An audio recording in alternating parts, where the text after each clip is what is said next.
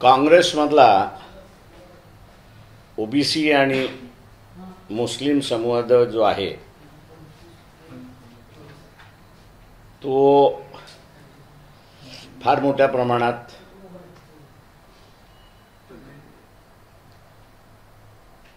संबंध ठेवू नये असं मी त्या ठिकाणी मानतोय।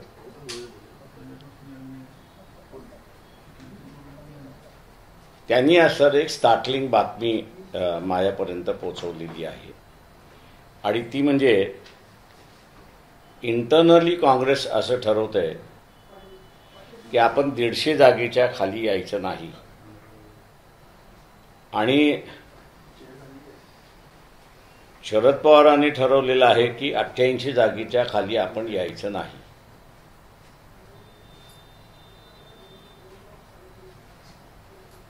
या दोघांचंही आपण असं टोटल केली तर 244 होतात अशी परिस्थिती आहे। याचा अर्थ सेनेला म्हणजे उद्धव ठाकरे शिवसेनेला फक्त 44 जागा सोडायला तयार आहेत अशी असणारी परिस्थिती आहे।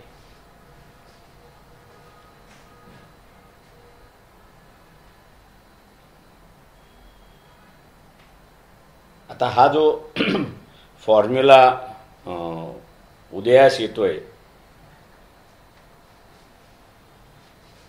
याच्यावरनं बरंच राजकारण होईल असं मला ओबीसीचे नेते त्या ठिकाणी सांगतात आहेत। ते म्हटले सगळ्यात मोठा पेच जो राहणार आहे तो उद्धव ठाकरेंची शिवसेना आहे तिच्यासमोर राहणार आहे। सेनेमध्ये असताना त्यांना जेवढ्या जागा मिळाल्या तेवढ्या जागा मिळतील का? त्यांनी पुढेही मला असं हे सांगितलं की त्यांनी असा जो सर्वे केलेला आहे लोकसभेच्या नंतर की उद्धव ठाकरे शिवसेना यांच्याकडे जी 5.3 मतदान होतं की 5.7 जे ओरिजिनल सेनेचं मतदान त्यांच्याकडे जे होतं त्याच्यापैकी हे ओबीसीतले जे काँग्रेसचे नेते आहेत ते असं म्हणतात आहेत की आम्हाला जे काही फीड मिळतोय त्यामध्ये 2.7% ओरिजिनल सेनेचं जे मतदान आहे की जे उद्धव ठाकरेंकडे लोकसभेला होतं ते आता असणारं एकनाथ शिंदे यांच्याकडे ट्रान्सफर झालेलं आहे। त्याच्यामुळे उद्धव ठाकरे यांना असणारं अधिक जागा देणं हे परवडणारं नाही आणि त्यावरती असणारं बराच आतमध्ये संघर्ष चाललाय अशी असणारी परिस्थिती आहे।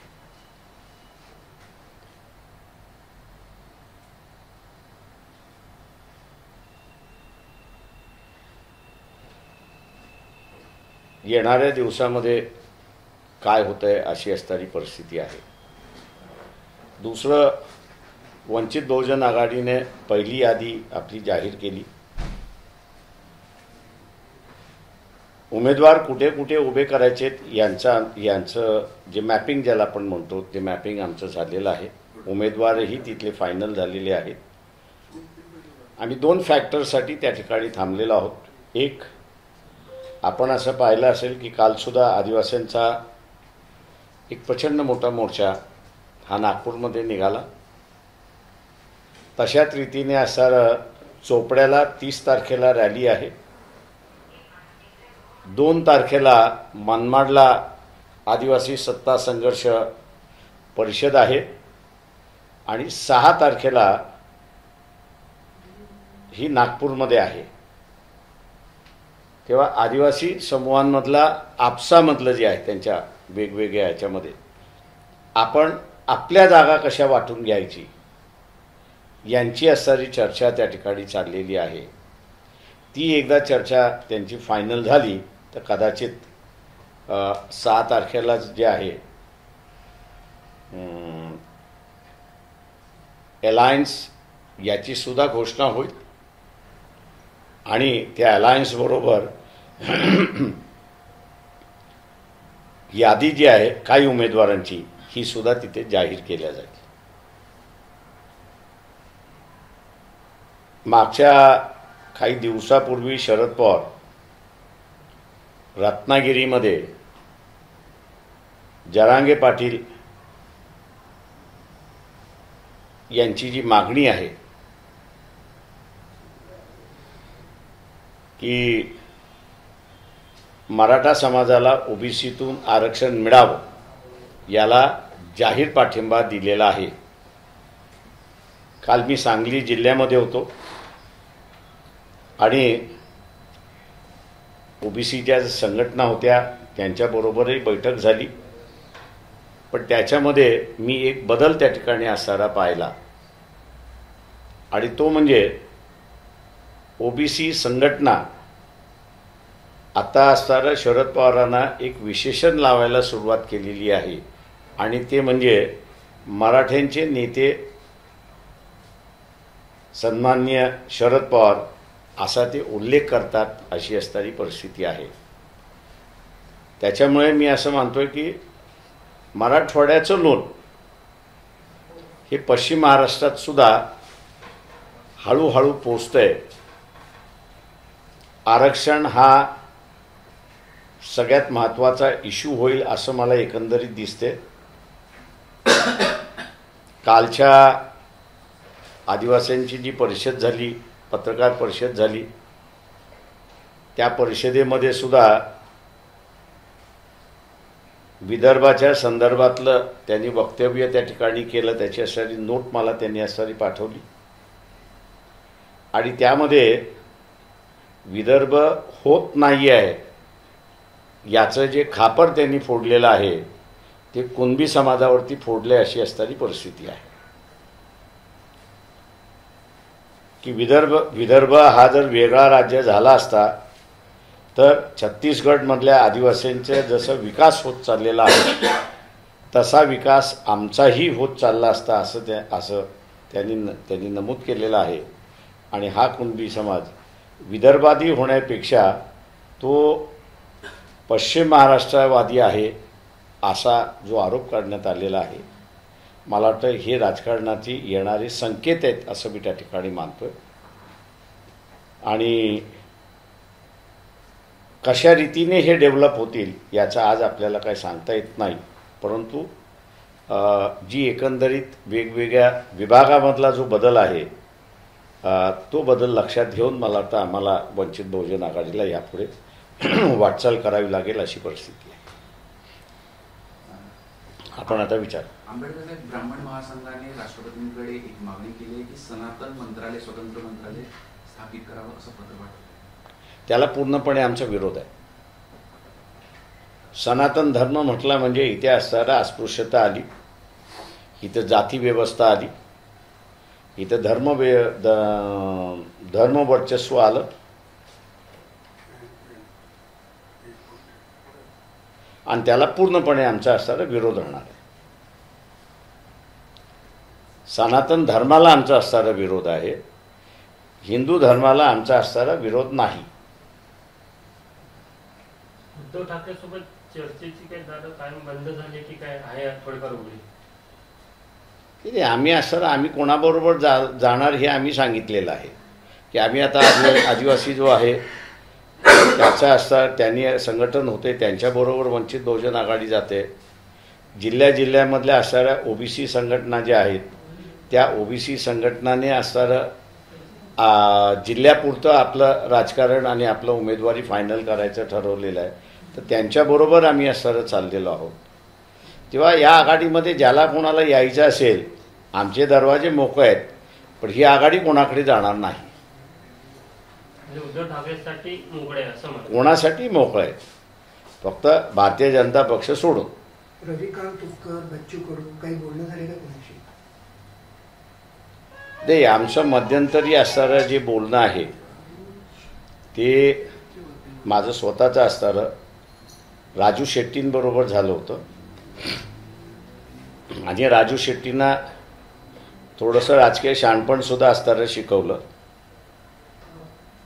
की तुम्ही आता आम्ही जे एवढी वर्ष टिकलो आहोत त्याचं कारण असं आहे की आम्ही निवडून जरी आलो नाही तरी आमच्याकडे मतदान हे होतं, प्रत्येक मतदारसंघामधलं मतदान होतं आणि हे मतदान आम्ही ज्याच्या कोणाच्या झोलीमध्ये टाकलं की त्याचं पारडं जड होत होतं आणि म्हणून आम्ही असताना या राजकारणामध्ये रेलेव्हन्स राहिलेलो आहोत. महाराष्ट्रभर तुमच्याकडे मतदान असेल तर तुम्ही रेलेव्हन्स राहणार आहात. महाराष्ट्रभर तुमच्याकडे मतदान नसेल तर तुम्ही रेलेव्हन्स राहणार नाही. तुम्ही आमदार झालात तर रेलेव्हन्स होणार आहे. ज्या आघाडीबरोबर त्यांनी आम्हाला बसायला सांगितलं त्या आघाडीचा म्हटलं तुम्हाला शिरोळा मतदारसंघामध्ये फायदा होणार आहे का त्याचं सांगा. होणार असेल तर तुम्ही ठरवा. तुम्ही जे आमच्याबरोबर बसायला बघताय एका बाजूला आणि दुसऱ्या बाजूला त्या आघाडीबरोबर बसायला बघताय म्हटलं तुम्हाला चॉईस करावा लागेल. एक तर तुम्ही आमच्याबरोबर या नाही तर त्या आघाडीबरोबर जा.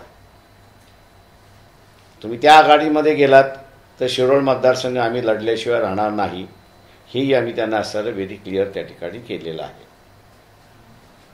त्याच्यामुळे त्यांचा चॉईस आहे. उरलेला बच्चू कडू असेल किंवा इथं वामनराव चटप असतील यांच्याबरोबर वंचित बहुजन आघाडी जाऊ शकत नाही अशी परिस्थिती आहे. कारण जिथनं वामनराव चटप लढतात त्या ठिकाणी गोंडवाना म्हणजे राजुरा मतदारसंघामध्ये गोंडवाना पार्टीचे असणारे उमेदवार त्या ठिकाणचे आहेत आणि त्या दोघांमधल्या मतांमधला डिफरन्स फार नाही. राजुऱ्यामध्ये गोंडवाना परिषदेतले जे उमेदवार राहिले होते त्यांना 44,000 मतदार होते, यांना 47 होते आणि 52,000चा जिंकून आला होता अशी परिस्थिती आहे. पार्टी म्हणून असणारं बघितलं तर आम्ही गोंडवाना पार्टीला प्राधान्य त्या ठिकाणी दिलेलं आहे आणि त्यांच्याबरोबर समझोत्यामध्ये आहोत. मुंबई सिनेटचे निकाल आलेले आहे, कशा प्रकारे बघता तुम्ही विधानसभा निवडणुकीच्या पार्श्वभूमीवर या निकालाकडे? त्या निकालाचा आणि विधानसभेच्या निवडणुकीचा फार रिझल्ट असं मी त्या ठिकाणी मानत नाही. सर, जरांगे निवडणूक लढणार नाही तर ते शरद पवारांच्या इशाऱ्यावर असेल असं तुम्ही म्हटलं. मी सरळ म्हणतोय त्याच्यामध्ये की मागच्या लोकसभेमध्ये मी निवडणूक लढवणार असं त्यांनी जाहीर केलं. आताही त्यांनी असं जाहीर केलं की विधानसभेमध्ये आम्ही लढणार. अर्ज मागवलेत.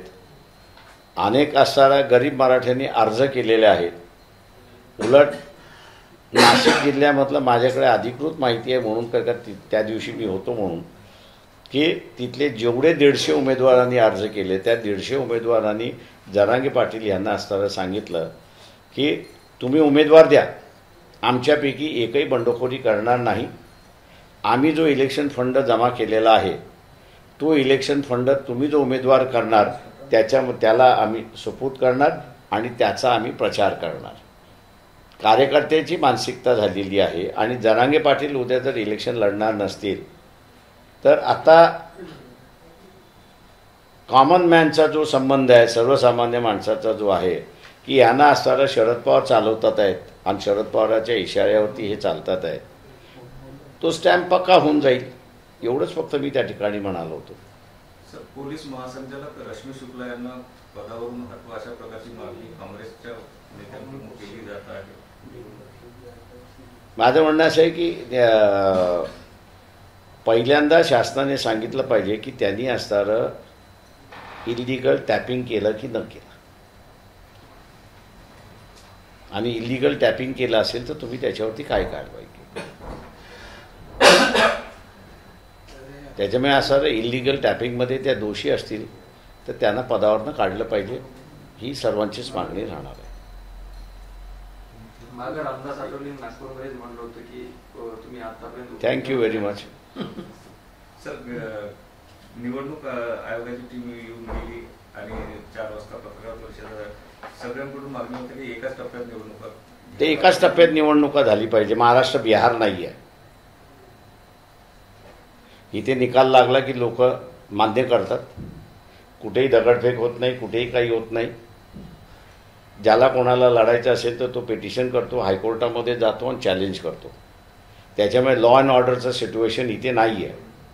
आणि इलेक्शन कमिशनने असणारं शांत राज्याला हिंसक राज्य बनवण्याच्या पाठीमागे लागू नये. तुम्ही ज्यावेळेस असणारं असं म्हणताय की आम्ही 2 टप्प्यामध्ये घेऊ, 3 टप्प्यामध्ये घेऊ, त्या अर्थी तुम्ही हे लोकांच्या मनामध्ये पेरताय की इथे असणारा अशांतता आहे आणि ती इलेक्शनमध्ये बाहेर पडू शकते आणि म्हणून ती कंट्रोल करण्यासाठी आम्हाला ॲडिक्वेट पोलीस फोर्स प्रत्येक मतदारसंघामध्ये मिळणार नाही अशी आमची परिस्थिती आहे. त्याच्यामुळे असणारं इलेक्शन कमिशनने एकाच वेळेस इलेक्शन घ्याव्या. लोकांना जो निकाल द्यायचा आहे तो लोक निकाल देतात आणि जे उमेदवार उभे राहतात तो निकाल बिना व्हायलन्सनी ते एक्सेप्ट करतात. त्यांना लढायचं असेल ते कोर्टात जाऊन त्या ठिकाणी लढतात. वंचित बहुजन आघाडी यावेळेस कोणत्या आघाडी किंवा युतीची मतं जास्त कट करेल असं मला वाटतं? ज्यांना असं वाटत असेल की आम्ही ज्यांची मतं कट करणार आहोत त्यांना माझा राजकीय सल्ला आहे की कृपा करून इलेक्शन लढू नका. अजित पवारांनी असं म्हटलंय की फिरते मुख्यमंत्रीपद ठेवावं, म्हणजे तिन्ही माहितीतल्या पक्षाकडे असावे. आपण कसं पाहता? संगीत खुर्ची मुख्यमंत्र्याचं करण्याचं जे चाललेलं आहे ते राजकारण किती गळाला गेलेलं आहे हे आपल्याला असताना दिसतंय. तेव्हा सामान्य माणसाने आणि मतदारांनी एक लक्षात घेतलं पाहिजे की जो इथे करप्शनचा आरोपी आहे किंवा गुन्हेगारी प्रवृत्तीचा असणारा उमेदवार आहे, लोकांनीच ठरवलं पाहिजे की ह्यांना आम्ही निवडून देणार नाही. देवगड येथे एका तरुणीची छेड जी आहे का पोलिसांनीच काढली आहे. ग्रामस्थांनी त्याला चोप दिला, त्याच्यावर निलंबनाची कारवाई झाली. मात्र कुठेतरी सुरक्षेवरती असे एखादा कुठला तरी व्यवस्थेमधला माणूस तर तुम्हाला ती व्यवस्थेला दोष देता येत नाही. एबीपी माझा, उघडा डोळे बघा नीट.